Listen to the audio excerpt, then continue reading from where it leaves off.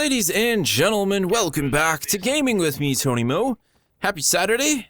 I hope you guys had a great week and hope you have an even better weekend. We're of course here to kick it off with a vlog. Settle things down with a bit of a vlog.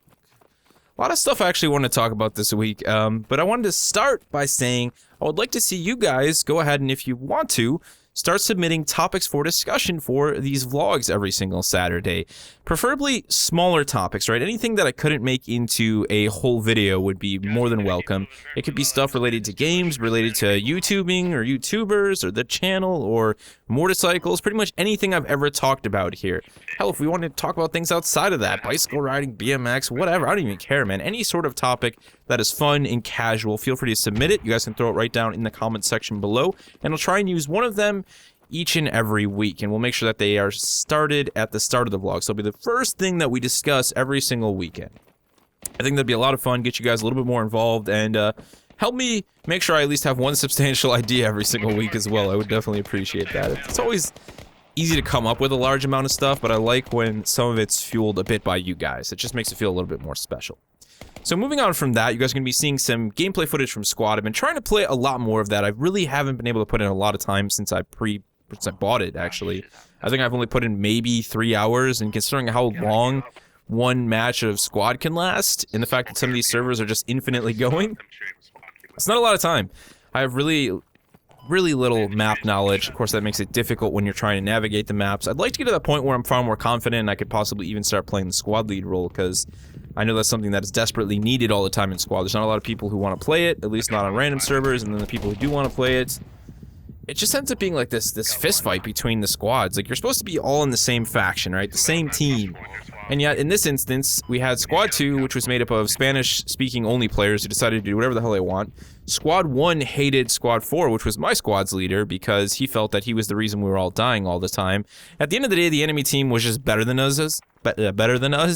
In fact, they were setting up crazy guerrilla warfare-style flanks. Like, they were laying in fields, right? Laying prone in these grassy fields outside of their objectives, way outside of their objectives. So we'd push past them, and then they would hit us from behind. Like, what the hell, man? There's some crazy freaking guerrilla tactic Vietnam Spetsnaz stuff going on. It was insane, and I was just having a good time. Like, Squad has a really great atmosphere and vibe to it, and a lot of that comes from the way the radio system works. Obviously, the big open world, you know, the roles that each character plays. It's a lot of fun to just be in the game, even if you're not pulling the trigger and killing people. And I think that's part of what made Project Reality special. It's part of what makes Squad special. Obviously, it's really fun when you get in a firefight and you actually succeed and capture something, but there's quite a bit of awesomeness to just being in the squad, just, you know, going through the motions, especially when you have a really solid squad leader. So I figured I'd leave that footage up there for you guys. Again, not me doing much. At one point, I actually became a medic and started being able to throw out some heals, which is something I think I'm going to do from here on out. Sadly, that's not going to be in the footage. It's mostly just a lot of me dying, a lot of our squad getting wiped, and things really not going well for us. But hey, that's Squad at the end of the day. Let's move forward. Let's talk about 8,000 subs. Thank you, guys, gals. Thank you, everyone who has watched the channel in the past, who watches it now, and who may watch it in the future. Super awesome number to have hit. It's February only. We hit 8K.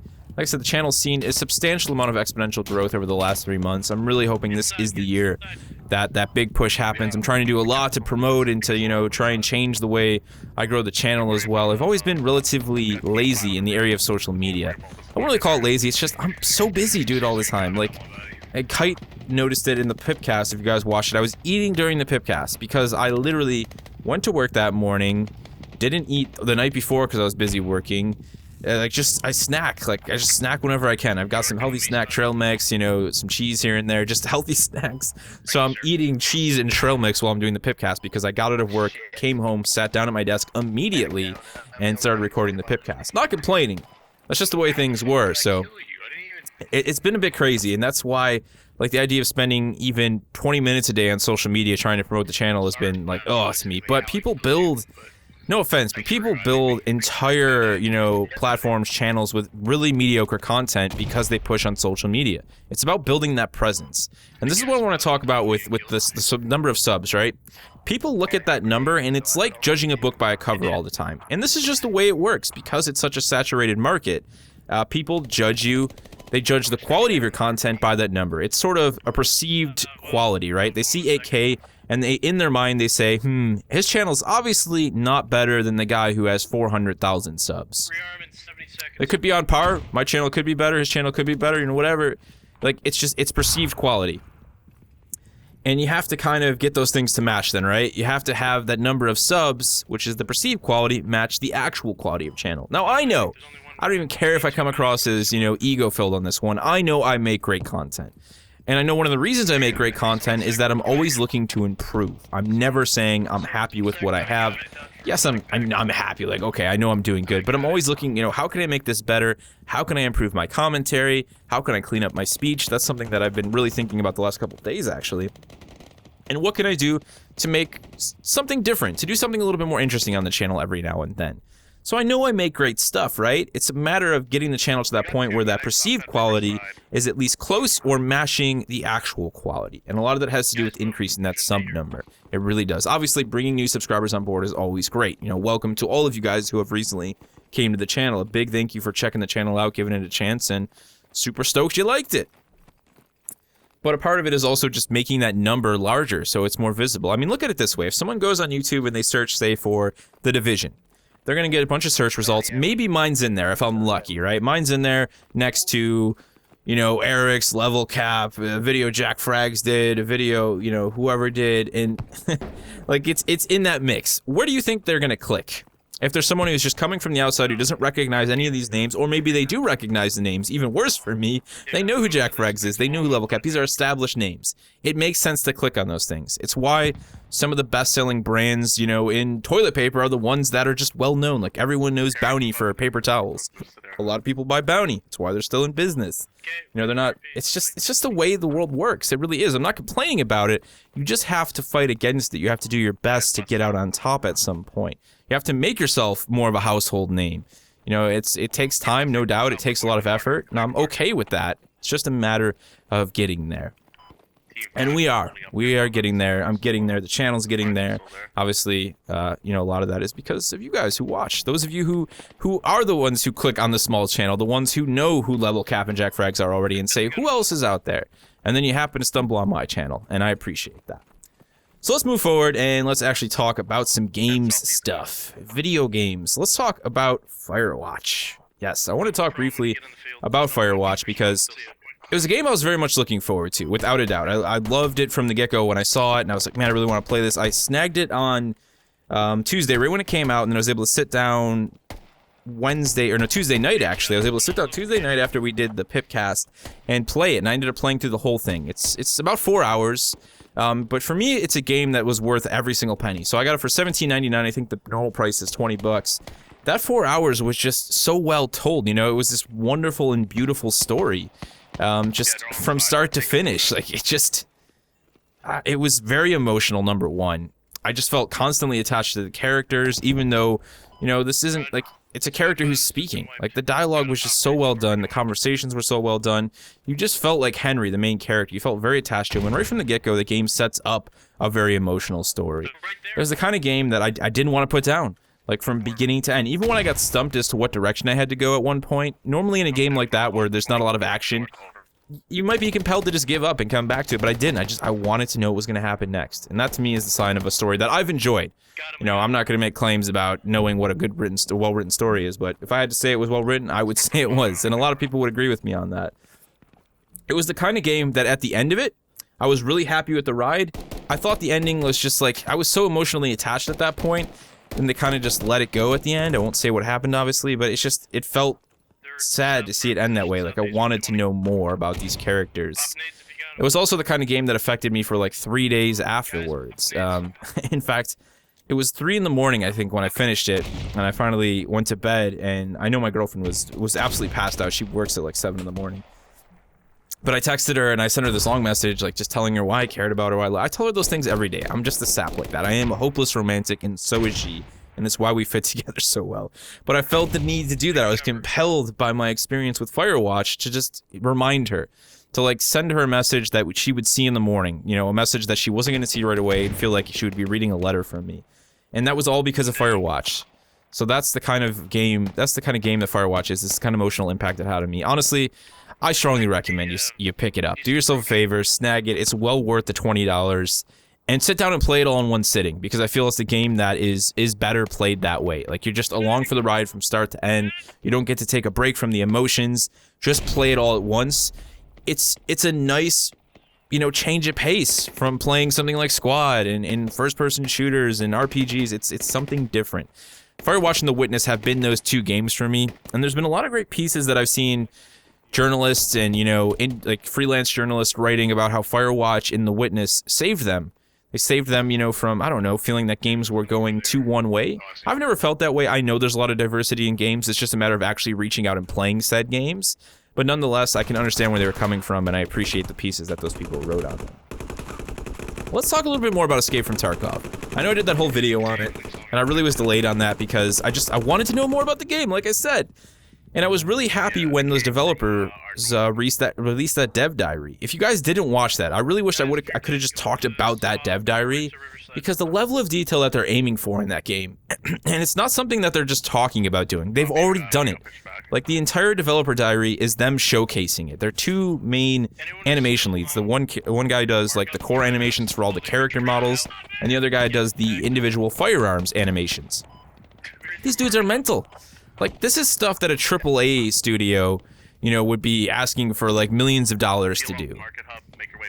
And these guys are doing it, like, already. Like, they're doing it. It's one of the most important things for their game, like, right from the get-go. When you see footage of even, like, the in-engine, you know, mucking about in the development kit stuff, it looks better than most games that have been out for a very long time. Honestly, I'm not going to start bringing up games, but there's games that are getting a lot of money right now that are in early development that have huge AAA budgets with AAA studios that are not pushing the level of detail these guys are. And that kind of makes you a little bit upset that they're not, but it makes me really happy that an indie studio is sort of like the underdog, and it's like, hey, let me show you how you really animate weapons. Because your way is lazy, it's cheap, you're not even touching on half of the things that make weapon handling special. These guys understand that in a first-person shooter, this stuff is important. First-person shooter junkies, we love this kind of stuff. And they're going all out. I mean, you're talking like over 500 animations just for, you know, the firearm itself, for the jamming, for fast mag reload, for, you know, doing a fast reload, I should say a tactical reload, where you actually save the mag because you don't want to drop it. You can do a quick reload where you drop the mag on the ground. And the magazines in the game are a thing. Like, if you drop a mag, that's it. The magazine's gone. So this is something that's actually going to happen in-game. Like, all of these different situations that occur are going to make it such a wonderful experience. And it's not just the weapon handling. They're talking about the character models, how they move around the environment. They built a procedural animation system. So something that they could set a set of parameters that are based on mathematics, the weight of the weapon, you know, the different character models, the closeness they are to the wall, and they can toggle those things on and off. And then they change how the weapon is affected when the player is moving about, how the animations for the weapon are affected. Like, that's the kind of stuff that, you know, Sean Murray was talking about with the math numbers that went into the making of No Man's Sky, that are going into making No Man's Sky. These dudes are doing something similar with all those numbers, all those parameters, setting these things so they can build this procedurally generated animation system. Like, again, doing what other people haven't thought to do, and you question why. You say, why hasn't anyone done this? And deep down, you know the answer is just because, honestly, these guys are on a different level, and I really feel that's the case after, you know, spending 20 minutes watching the videos. They even did a making of their trailer. I'm really stoked to see the guys at Battlestate Games do something special with Tarkov. So stoked that I'm this close. You guys can't see it, but my fingers are touching together. You'd have to measure the atoms between my fingers to tell you how close I am to dropping $150 on that guaranteed alpha access. I really want to play that game. And you have to sit there and question yourself as a YouTuber when you make a big purchase like that. It's not about just buying the game for yourself. It's, can I make my money back in the next 3 months on this game? For a channel as small as mine, that's probably how long it would take to make back that sort of money on a video like that. On a game like that. You know, and the video would have to do really, really, really well. So you have to justify that. You have to say, is this going to be worth it? Can I make, you know, can a series covering this game do well enough to actually make back that money? Because that's a lot of money to just drop. But there's also a selfish part of me that just really wants to play the game for myself, that sees all the work they're doing with the animation and is like, let's just do it. Like, let's make this happen. I really want this to be a thing. I really want to participate in the development of this game. So who knows? Maybe sometime this month you guys might be seeing some alpha footage from me for Escape from Tarkov. I'm not really sure yet. So on top of that, I've been revisiting Stalker. I feel like that's like the most the most sensible thing you have to do after getting excited for a game like Escape from Tarkov is go back and revisit a game that obviously is providing a lot of inspiration for Escape from Tarkov. And I've been playing Call of Pripyat with the Misery mod again, and I really just want to push it on you guys again. If you haven't played it, do yourself a favor, grab Stalker Call of Pripyat. You can pick it up stupid cheap on Steam. I'm sure Green Man Gaming probably doesn't have it, even has it. The Misery mod is completely free. It's super easy to install and play it. I'm going to do a video, I think, in the coming weeks talking about why I feel that mod is so special, why Stalker Call of Pripyat was essentially modernized with that mod. In fact, it's a game that is so old in many ways, but I still feel holds up to the test of time because of the level of detail on its mechanics, not to mention the atmosphere, the sound design, all of the stuff that the Misery mod added to just make it one of the most intense and terrifying experiences.